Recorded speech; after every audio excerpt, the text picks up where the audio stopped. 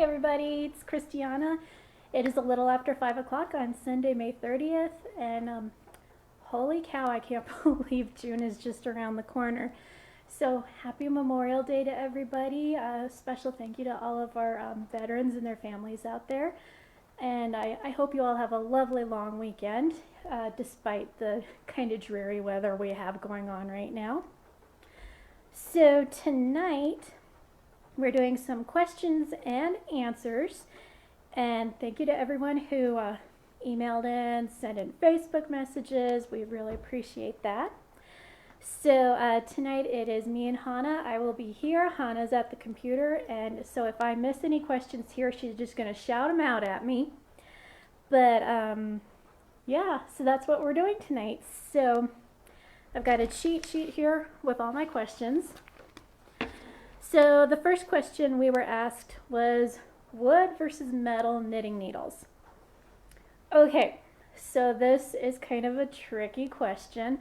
Honestly, both materials have their pros and cons.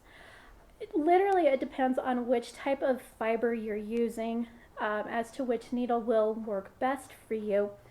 If you're using something that's more slick, so say like an acrylic or a bamboo, I would recommend the wooden needles just because it has a little bit more of what we call a tooth to it, so it actually kind of grips the yarn so it doesn't slide around quite as much, whereas if you were using a metal knitting needle with a slicker yarn like your acrylics or bamboos, these would slide around something terrible and you would probably drop stitches.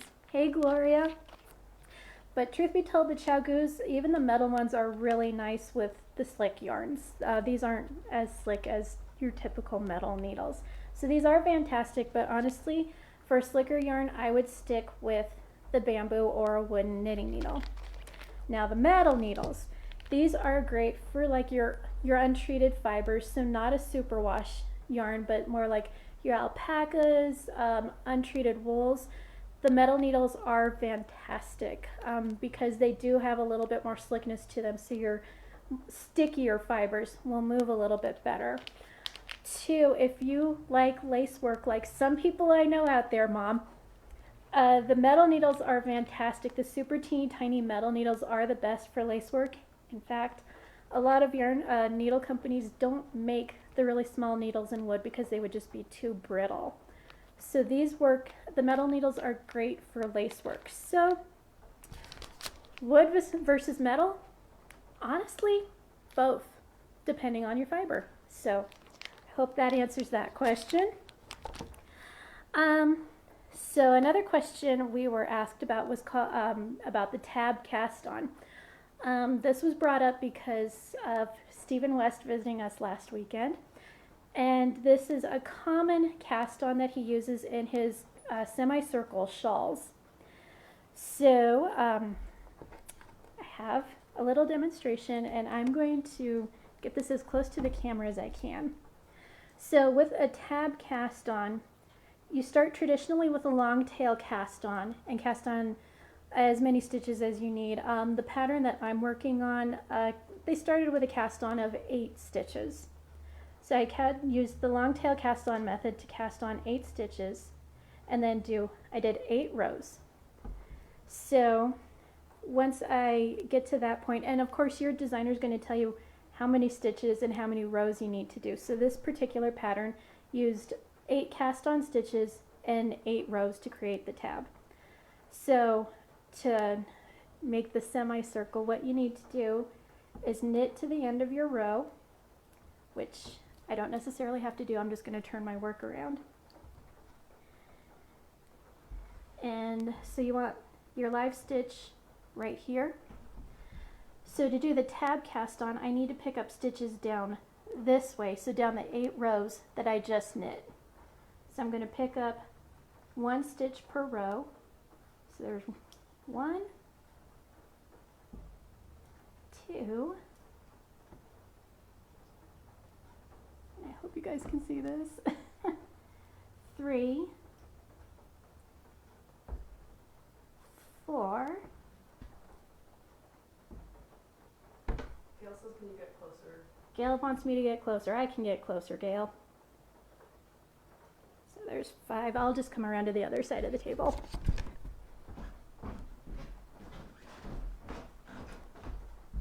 Okay, so there's the 5th stitch that I'm picking up and knitting up the side. It's 5, 6, 7. You want me to hug the camera? I can hug the camera. I just won't be able to see what I'm doing, that's all. Okay, so I've knit down. Hey Nancy. So I've knit down the side, and now what you want to do is knit down where you cast on the stitches. So I cast on 8 stitches, so I'm going to pick up and knit 8 stitches across the bottom. So there's 1, 2. You can do this in the dark. Practically, I'm getting enough practice. And I've lost count, so I'm just going to go across.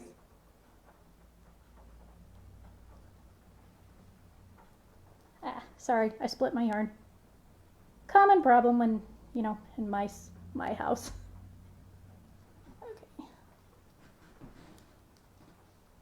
So I'm using an acrylic that I bought here many, many moons ago, so it splits rather easy.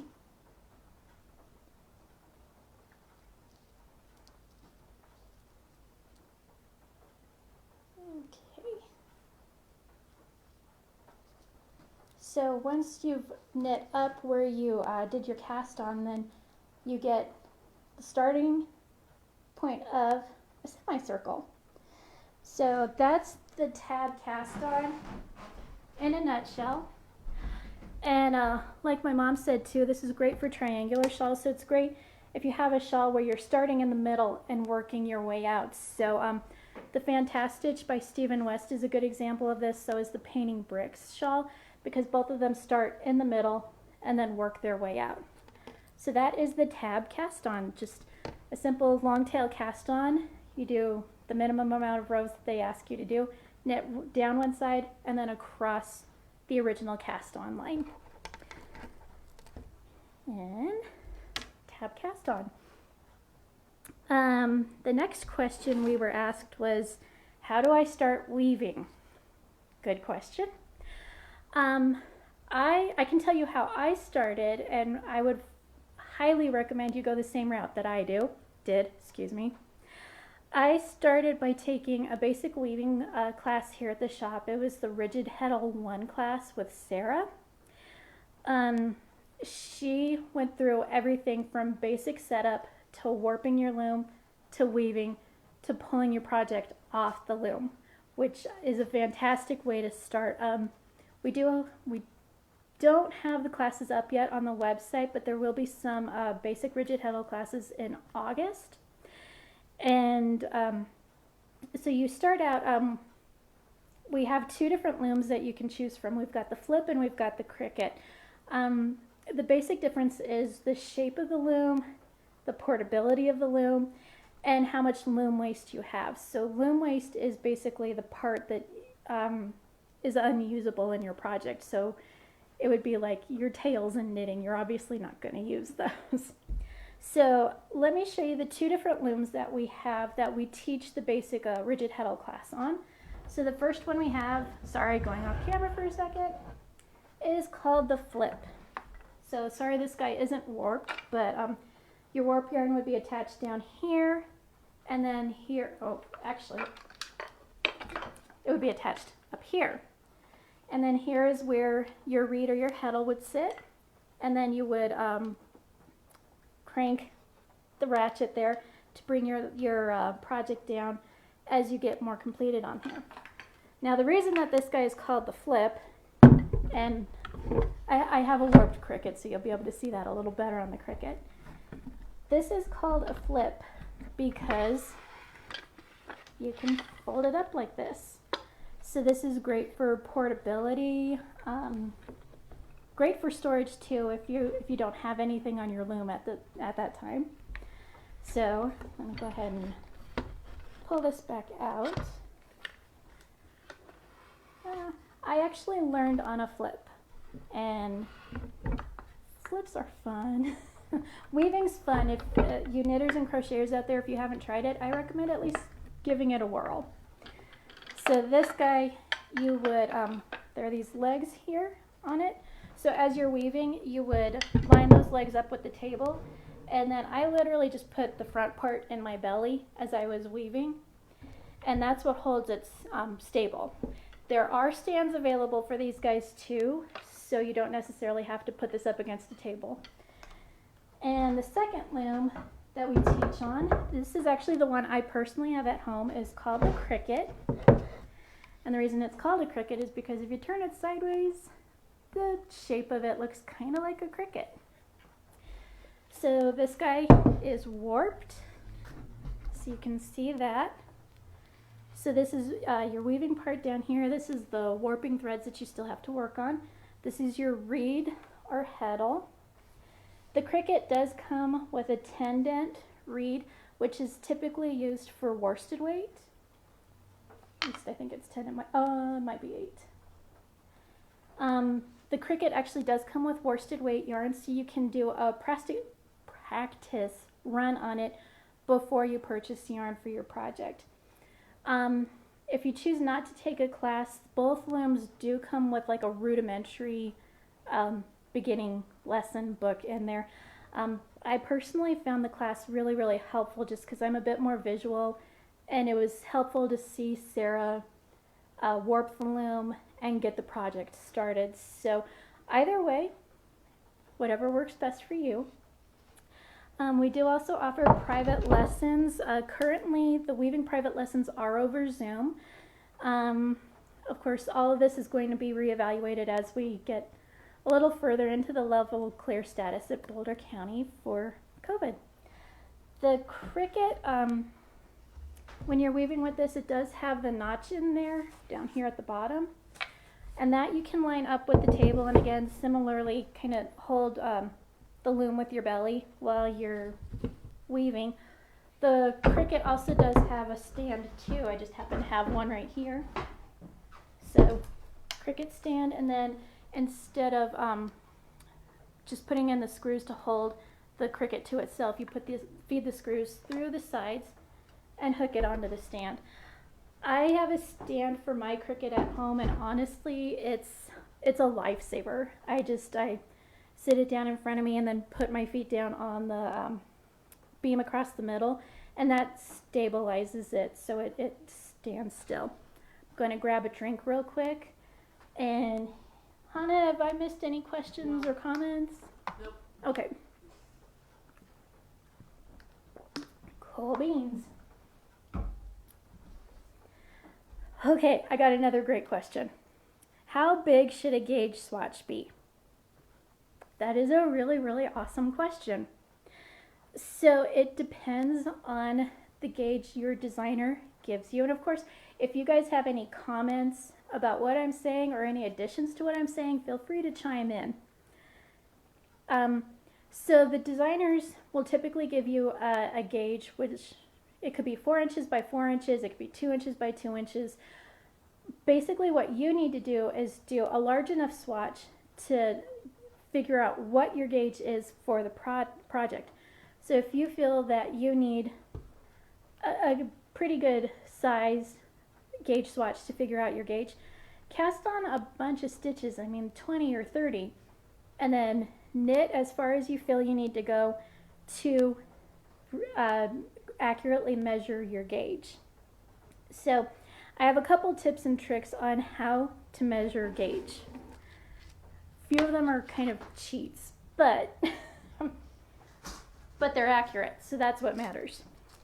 So here I've just got a shawl that I finished last year that I keep forgetting to put onto Ravelry so that everyone can see it. So what you would do with your gauge swatch is just lie it flat. I'm going to tilt the camera a little bit so hopefully we can see better. So if the iPad goes flying, we all know why. There we go.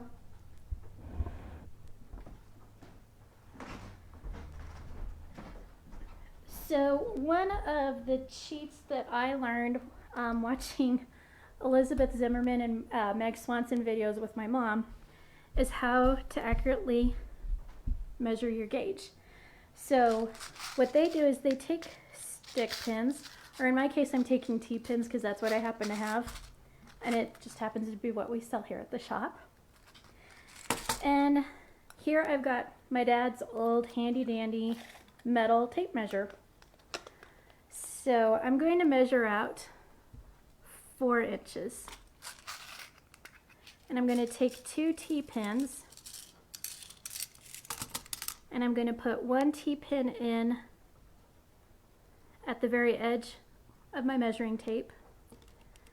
And then I'm going to stick another T-pin in at the 4-inch mark. Your typical fabric measuring tapes will work for this too. I just like the stability of the metal one that I stole from my dad's toolbox. Hey, Allie! And now that you have accurately measured out 4 inches, you can just set this aside. You don't need it anymore. So I've got 4 inches here, and all I have to do is count from pin to pin how many stitches I have there. And adversely too, you can do this for rows. I would just turn my project the other direction and mark 4 inches and count my rows. So this guy, this is actually kind of a oddly shaped shawl, so this is probably not the best example to use. So I would just go here and count across. So there's probably about 40 stitches. I'm not going to stand here and count them because, you know, that just doesn't make for good watching. There's probably actually about 50 or 60 here. And I would go back, reference my pattern, and see what the designer says. If the designer says I need 60 stitches per 4 inches, then great, I'm on. I can go ahead and rip out my gauge swatch and start knitting my project. However, if the designer says you need 45 stitches per 4 inches, obviously I am way off. I would take my gauge swatch out and go up a couple needle sizes. If I'm off by that many stitches, I'd probably go up 2 needle sizes before I would remeasure. So that's one tip and trick that I have learned, and I'm passing on to you. Another tip, I guess in this case it would actually be a trick. For those of you who have not seen these, I think everybody who knits needs to have one of these in their knitting basket. This is the Ann Budd stitch gauge ruler, and what it has, let me see if this will work. Maybe not. Oh, here we go. This will work. So what Ann has done is, this is just a standard ruler on this side, but in the middle here you have got a stitch gauge. So you can see the stitches there. They're and light colored for use on darker yarns, and then there are black stitches for use on lighter color yarns so that they'll pop out when you're measuring your gauge. And this is a fairly accurate measure. So like this guy right here is 5.5 stitches per inch. So what I would do is I would take this and line it up with the stitches on my project. So this was a fingering weight yarn on like a size 3 needle, so it's going to be pretty tiny. Haha, so I lucked out. I lined it up with the bottom here, and it matches perfectly. So this is 9 stitches equals 1 inch. So this would be great if you don't want to have to knit a full gauge swatch. This is a very handy tool, and like I said, it is incredibly accurate. So I keep this in a notebook in my knitting bag. Another fun trick when you are looking at your gauge is if you're looking at a gauge on a circular project, something you're doing in the round. Well, typically people knit and purl at different tensions. So if you're doing a round gauge swatch but you're knitting one way, purling back the other, you're not going to get a very accurate reading unless for some reason your knitting and purling are absolutely identical. So this is another trick I learned watching videos at home with mom. So this is a circular gauge swatch, and what I am doing is you knit across, so I'll just go ahead and knit across the stitches that I have. And your selvage stitches or your outside stitches don't necessarily need to be even because you're not focusing on those, you're not measuring those as part of your gauge. So I'm just going to knit across. I use big needles and big yarn so that this wouldn't take up too much of your time. So I've just knit across my row. And instead of knitting or purling back, what I'm going to do is, you do need a circular for this, is I'm going to slide it down to the other needle, and then I'm going to loop my yarn around the back. So if you're familiar with color work, it's kind of like doing a float. So I'm just going to loop it around, keep it nice and loose so the fabric's not puckery, and then knit again. And it does create these funny loops on the back. And I know I can hear you all at home saying, well, you can't use that. It's got those weird loops across the back. And you know what? It's a gauge swatch, so you're going to rip it out anyway. So it doesn't matter how much yarn you use or if you do have the funky loops on the back. So you would literally just do this long enough to get a good enough gauge swatch to measure and compare to what the designer has. So this means that you are knitting every row on your gauge swatch, so you will get a much more accurate gauge reading than you would if you were knitting one way and purling back the other. So I hope that helps you guys out a bit. And I think I'm going to leave the camera tilted down just for the next question. So another technique that is in the Fan Stitch that I came across is CB or C4B. So some of you may know what that means, some of you may not know what that means. That's awesome. Either way. So C4B, what that is telling me is cable for back. So for cables, I've got my handy dandy little cable hook. And I know some people out there prefer the cable needles, which we do have too. These are wooden cable needles. And I did have other hooks here, but I'm not sure what I did with them. I prefer the cable hook just because I like the stability. This is a personal thing. It's not a professional thing. I just like the fact that the stitches rest at the bottom and I don't feel like it's going to fall out quite as easily. So cable for back. What that is telling me is I'm going to go ahead and work to where I need to do my cable, and I will move closer to the camera here. Typically, not always, but typically cable will have purl stitches on either side so that the stockinette stitch of the cable does pop a little bit more. So let me move closer to the camera here. Alrighty. So cable for back. What that is telling me is the cable is being worked over 4 stitches total. So that means I need to put half of those stitches on my cable hook. So that means I need to take 2 stitches off my needle, put it on my cable hook.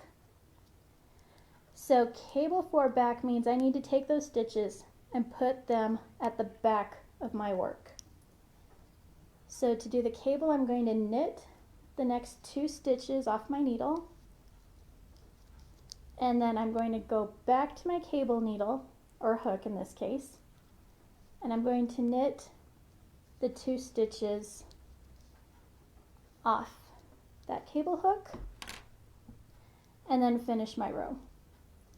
So I've got 2 purl stitches. So adversely, if you get a CF4, that means cable front. So I would still be working it over the same 4 stitches, but instead of taking the stitches off and holding them to the back of my work, I would take them off and hold them to the front of my work. And all that really does is just changes the direction of the cable.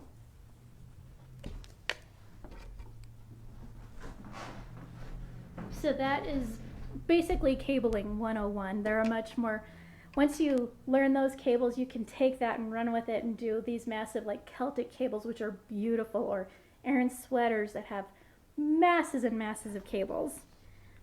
So I hope that answers cabling questions. So here's one that I come across a bit with crocheting, because I teach crocheting, is how do I read a crochet chart? I love crocheting. I love crochet charts. They're great for lace work, for color work. Some designers even just do basic charting so that you can, it's great to have the written word and the chart so that you can compare the two to make sure that you are doing the correct thing. The good thing about the symbols for crochet charting is they are universal. They don't change from designer to designer. They are the same no matter who is designing the pattern. So what I have done is I have printed out a basic chart of crochet charting terms.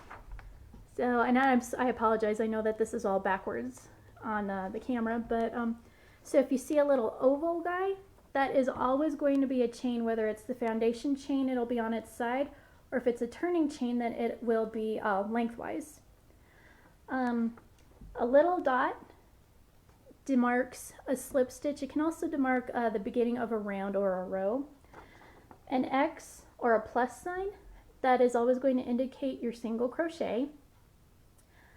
This elongated T is half double. The elongated T with one slash through it is a double crochet. The elongated T with two slashes is a treble crochet. And then a double treble will have the 3 slashes through the elongated T. So these guys over here and down here are more advanced, like double crochet 3 together, so that would be your decrease. There's a cluster and popcorns and shells and picots. So these terms, these charting symbols are universal. So to show that in use, I have this lovely Simple Crocheted Hats book, and I'm going to turn just to some random page because I have flipped through here before, so I know what the charts look like. So this is not as complicated as it looks. It is a chart, but it's just written in the round.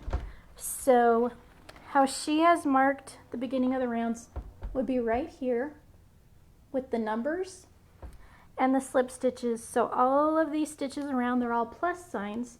So that tells me that they are all single crochets. And let's see if I can find someone with a double crochet. The hats use mostly the singles in this book.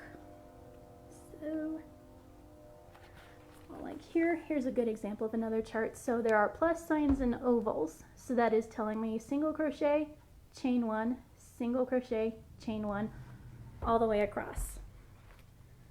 So that is basic chart reading for crochet.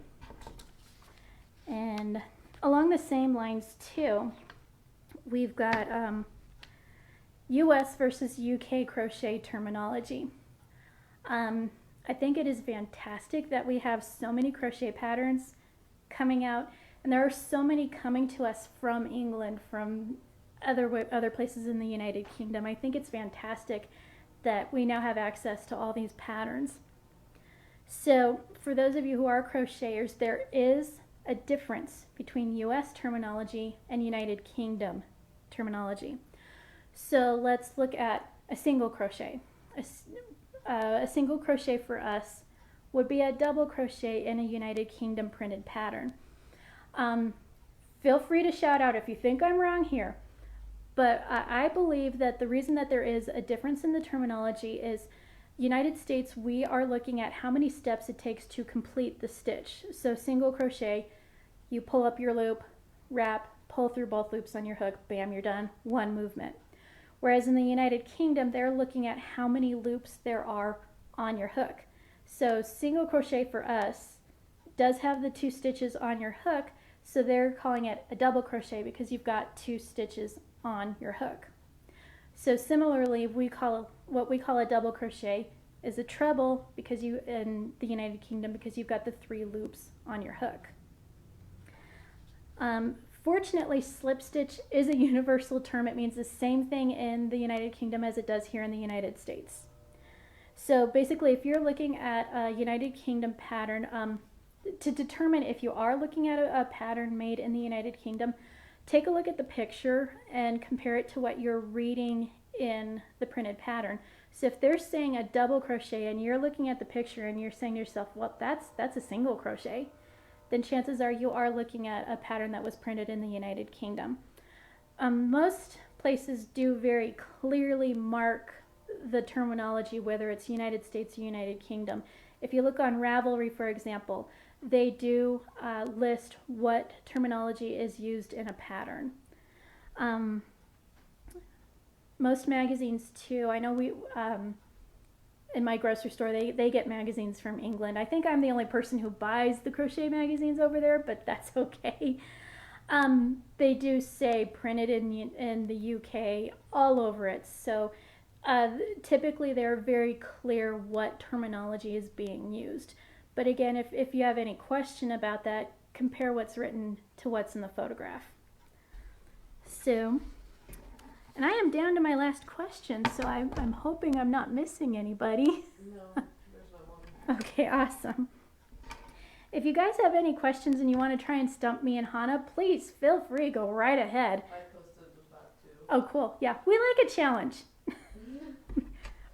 Or at least I do. I probably shouldn't speak for Hannah, but... I also like Okay, Hannah likes challenges too. So, Don't worry.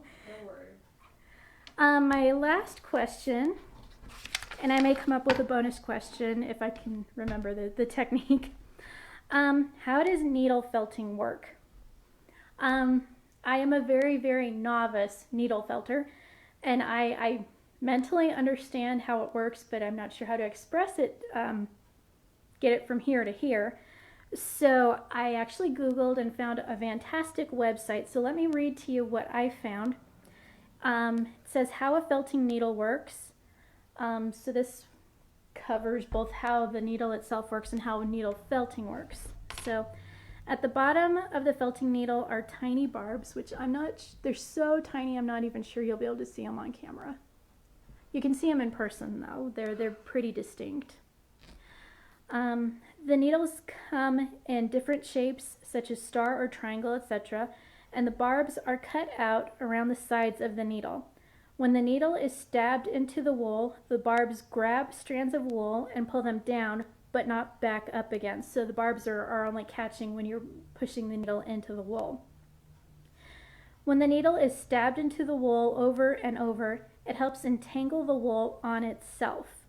Wool has tiny scales on each fiber shaft that help it stick together once it is entangled. The wool becomes firmly entangled together the more the felting needle is stabbed into it, making it more dense and firm. But as I learned the hard way, if you keep stabbing it too much, it will stick to your foam.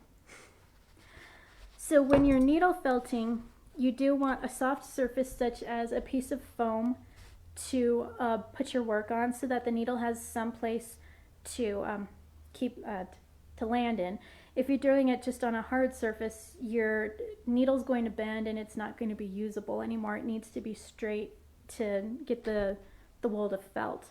So I found a cute little llama cookie cutter, and this is, I've demonstrated this technique before, but it's so much fun it bears repeating. So this is how we felt a shape with a cookie cutter.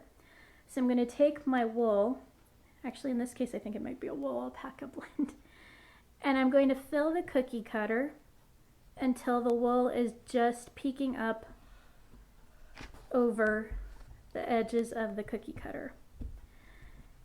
And so when you're felting, you're going to do just a straight up and down motion. And when working with a cookie cutter, it's best to keep your fingers outside the cutter so that you don't accidentally slip and stab yourself. And by keeping your fingers outside the cookie cutter, you're keeping yourself safe. So I'm just doing straight up and down motion. And that barb is catching the wool and pushing it down, but not pulling it back out. So that's what's causing the wool to kind of snare on itself and hold it in place. So, and then once you're done, I've got my cute little ice cream cone here. You pull that off your foam, and then on the back there will probably be some straggling fibers kind of poking up. When you're fixing the fibers on something you've already felted, go ahead and put it down on your foam again, but instead of going straight up and down, I want to do this at a 45-degree angle to get the straggling hairs to kind of felt in on itself. So I'm not trying to compact it, I'm just trying to tidy it up a little bit. So here at the shop, we do have kits available for felting. So this is a Going Gnome kit, and it is a narwhal. How cute is that? This is labeled as an intermediate kit, so people who have much more experience felting than I do would work great with this kit. This comes with the needles and the wool. You would need to purchase your foam separately, but this guy is $39.99, and you can see right there, there's the tube with the felting needles in it. It does come with the instructions as well. And Going Gnome is the company that makes the little Santas and St. Nicholases. Isn't he cute? And we also have the wool pets, and Teresa pulled 3 for me. I'm so happy she pulled the sloth. I love the sloth. So the wool pets kits also come with all the wool that you need and the needles. You would still need to get your foam separately. And they also label their kits so the sloth is easy, so a person like me who has very little experience could make this sloth. We also pulled the octopus. Those guys are so cute. Makes me want to go home and felt. And the kitty cats. So the foam we do have here at the shop. We've got the smaller pieces and the larger pieces. And I think this is, I want to say 5x9 and the other's 8x12. So we've got the foam, and then also too, if you want to take felting and really run with it, or if you just enjoy it a lot, we've got the pen style felting tool. This guy is a wonderful tool to have because you can put up to 3 needles in here. So you can do, if you're doing something that has a lot of felting to be done, you can put the 3 needles in there and get the felting done a little bit quickly, or quicker, I should say. And if you're needing to do fine and detail work, you can pull 2 needles out and use just the one felting needle. Sorry, mouth's getting a little dry. This is wonderful too because it's much easier to grip. You would grip it like you would a pen or a pencil, so it's a lot easier to hold on to. So that is the pen style felting tool. And also we do have these little kits by Wool Pets. This is a brooch, so it's a nice pin. And it's a smaller kit, so it still comes with all the wool that you need and the felting needle.